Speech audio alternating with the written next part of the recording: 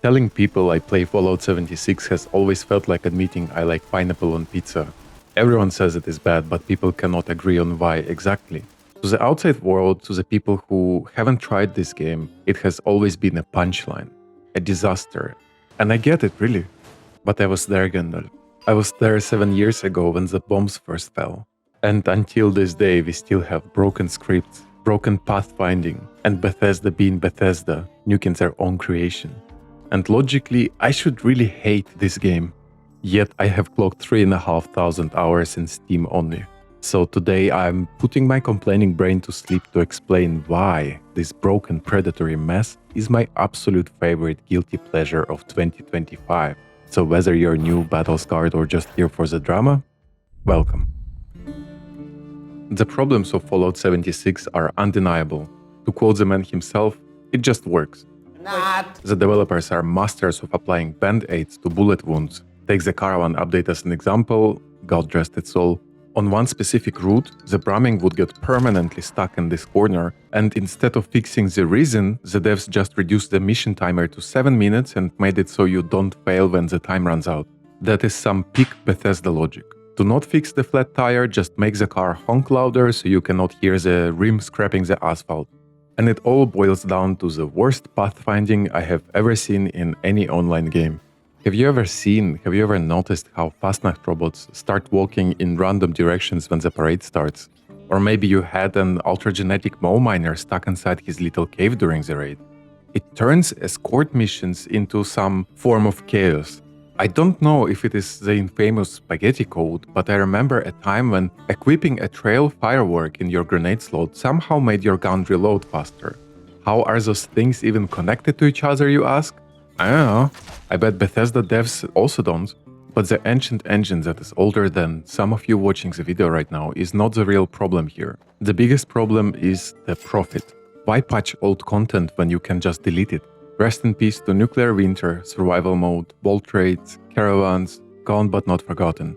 Bethesda doesn't patch things that do not sell.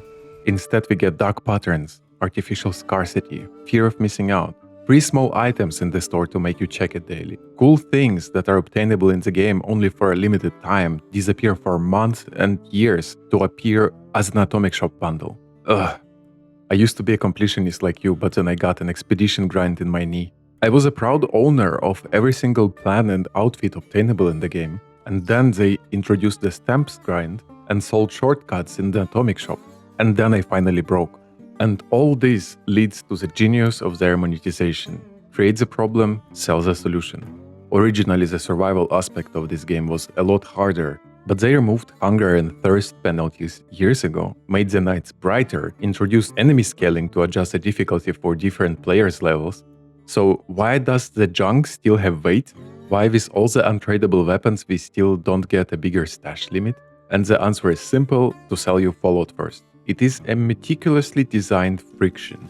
Every time you spend 20 minutes managing your inventory, that is a subtle nudge to just pay the subscription fee and get access to the infinite scrap, ammo and chems boxes. It is a brilliant business model, but it is terrible game design. If you look at these factors alone, Fallout 76 is maybe 3 out of 10 at best. But the predatory monetization doesn't account for atmosphere, for the exploration. I hope, at least, that the environment artists at Bethesda do not report to the marketing department, because their world building is the best in the industry as far as I'm concerned. I'll give you an example of the attention to detail this game has. In Skyline Valley, there is a hotel. If you check the rooms on the ground floor, you can find a note that says that someone heard a gunshot in the room above. Go to the room above and what do you see? A police crime scene investigation. Someone completely lost their head after a poker game night. The game is very consistent with what it says and what happens after. It is captivating to just roam around and see what you can find, let alone all the plushy Easter eggs. Every skeleton here tells a story. Every node completes a puzzle, and with the new Burning Springs update they have cranked this up to 11 out of 10. Some people complain that the new area feels empty, and I couldn't disagree more. The density of unmarked locations here is tremendous. I spent 3 hours yesterday just exploring, not looking for loot but looking for lore. Fun fact I learned by checking the notes: did you know that the water purifiers we use in our camps were researched by the local students in the city? The evidence are all there in the city ruins and north of it by the lake. The game rewards you for paying attention. It makes you feel like an archaeologist in a dead world rather than just a player in a sandbox. And if you found some weird hidden spots or a curious detail, drop it in the comments. I would be happy to include it in the next video with your name on it. And back in the day, such a kind of exploration was all we've had. You can get the taste of how it used to be when you do the older OG quests like Rose the Raider questline or the For Defiance Brotherhood of Steel questline. Now we have a lot of talking heads, and they create a perfect balance between quiet, mindful exploration and experiencing the story in first person. But the exploration is not just about looking, it is also about taking. And this brings me to the absolute lizard brain genius of the junk loop. In other games, a desk fan is just a clutter item.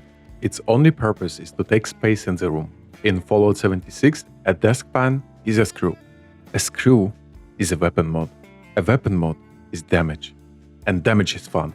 Bethesda has accidentally, probably not, gamified hoarding in a way that tickles a very specific part of psychology. There is some weird form of satisfaction when you walk into an abandoned office building, see a typewriter, and you get all excited because you know it contains the parts you need to fix your power armor. It completely changes how you see the world. You stop looking at the horizon and start looking at the bookshelves. It turns the entire map into one giant treasure hunt, where the treasure isn't caps, it is wonder glue. And honestly, I never have enough of adhesive. But once you have your parts, what do you do with them? What do you craft? What build to play? Years ago, if you asked me that question, I would have said something like Bloodied Stealth Commando is your only option. If you played anything else, you would miss out on a lot of damage. But in 2025, the game has received enough rebalance patches that changed the essence of the game. Be a sniper, be a pistolier, be an archer for God's sake. My current build is absolutely outdated and random. I'm rocking a sniper rifle, a crusader pistol, and a Gatling plasma on top for spray and pray kind of a situation. Is it optimal? Absolutely not. Does it get the job done in the new high difficulty Burning Springs region? Absolutely yes. Such a kind of flexibility is new to the game. My bloodied shovel can finally shine, and I don't feel pressured to min-max anymore, which allows the game to become what it always meant to be, a perfectly balanced sandbox. And the ultimate sandbox tool is the camp module. I have spent hours and hours building in this game. Rebuilding Appalachia was the goal, right? So pay your duty to America and build a giant penis. I don't judge, and neither does the community, which is by far the best community I got to be a part of. This is the glue that holds the broken pieces together. If you are a low-level player showing up at some public space, mind the ground in front of you. If a high-level player is shooting at your feet, they are not trying to kill you or make you dance. They are pointing at a gift bag filled with goodies. It's like visiting your grandma. You are not living without being fed. Some people go as far as giving you personally tailored packs to help you out on your journey.